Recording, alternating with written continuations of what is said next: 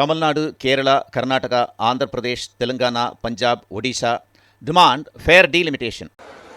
ஆனா எனக்கு ஒன்றே என்ன சொல்றது, இல்ல எல்லாரும் ஒரே மாதிரி தான் வரணும், ஒரே நேஷன் ஒரே ரேஷன் என்று சொல்லி சொல்லி சொல்லி அனைவரையும் இன்னைக்கு எல்லாத்தையும் மறக்கடைச்சு தங்களுடைய அதிகாரத்தை உள்ளே புகுத்தக்கூடிய வேலையை இன்னைக்கு செய்து கொண்டிருக்கிறார்கள்.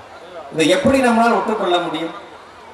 பண்பாடு கலாச்சாரம் போதே இப்படி பிரச்சனை. மொழின்னு வந்தா நீங்க என்ன பண்ணுவீங்க? நீங்க நினைச்சு பாருங்க. நீங்க இப்ப இதுல வந்து ஒரு மொழியை மூணாவது மொழி படிச்சாதான் என்ன, மூணாவது மொழி படிச்சாதான் என்ன.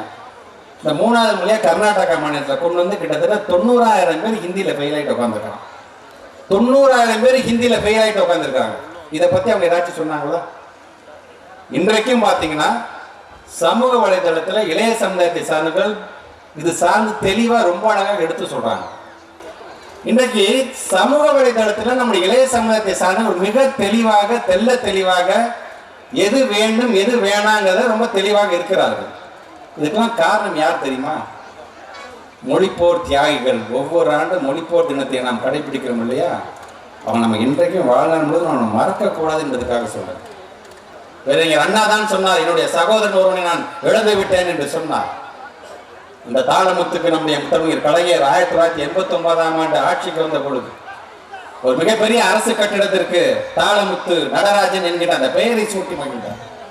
இன்றைக்கு நம்முடைய மாண்புமிகு தமிழ்நாட்டுடைய முதலமைச்சர் அவர்களுக்கான அந்த நினைவு மண்டபத்தை புதுப்பித்தது மட்டுமல்ல, விரைவாக தாளமுத்துக்கும் நடராஜனுக்கும் நாங்கள் உருவ சிலையை நாங்கள் எழுப்புவோம் என்று சொல்லி இருக்கிறார் தமிழ்நாட்டுடைய முதலமைச்சர் அவர்கள்.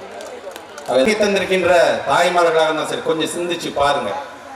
இன்றைக்கு நம்முடைய பிள்ளைகளுக்கு தேவை அறிவியல். அறிவியல் மொழி தான் நமக்கு தேவை.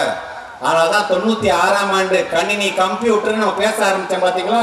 அந்த 96ஆம் ஆண்டு ஒட்டுமொத்த இந்தியாவிலே அந்த கணினிக்கென்று அந்த ஐடி என்று சொல்லிய இன்ஃபர்மேஷன் டெக்னாலஜிக்கு என்று கொள்கையை உருவாக்கியது யார் தெரியுமா?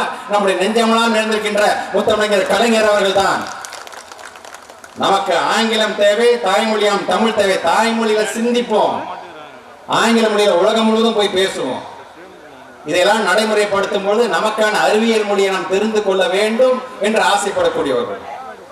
ஆனா நம்ம கிட்ட வந்து இந்த மொழியை படி அந்த மொழியை படி, ஏயா 3 மொழி 30 மொழி கூட என் பிள்ளைங்க படிப்பாங்கயா, ஆனா திணிக்காத. எங்களுக்கு என்ன வேணுமோ நாங்க படிக்கிறோம், எங்களுக்கு திணிக்காத. பள்ளிக்கூடத்தில் நீ திணிச்சின்னா எங்க பிள்ளைங்க கணித பாடம் படிக்கணும், அறிவியல் பாடம் படிக்கணும், வேதியியல் பாடம் படிக்கணும். இப்படி ஒவ்வொரு பாடத்தையும் அதுங்க போக்கஸ் பண்ணணும். நல்ல நல்ல மருத்துவர்களாக வர வேண்டும், நல்ல நல்ல பொறியாளர்களாக வர வேண்டும், நல்ல நல்ல விஞ்ஞானிகளாக வர வேண்டும். அப்துல் கலாம்ல இருந்து இன்னைக்கு ISRO நாராயணன் வரைக்கும் இருமொழி கொள்கைகள் எல்லாம் அரசு பள்ளியில படித்தவர்கள் தானே. அந்த மாதிரி வரும் நாங்க ஆசைப்படுறோம். நீ என்ன ஆசைப்படுற? மேடையை போட்டு இந்தியில பேசும்போது மொழிபெயர்த்து ஒருத்தன் பேசுகிறதுக்கு மொழிபெயர்ப்பாளரை உருவாக்க வேண்டும் நீ ஆசைப்படுற. மொழிபெயர்ப்பாளர் எனக்கு தேவையில்லை.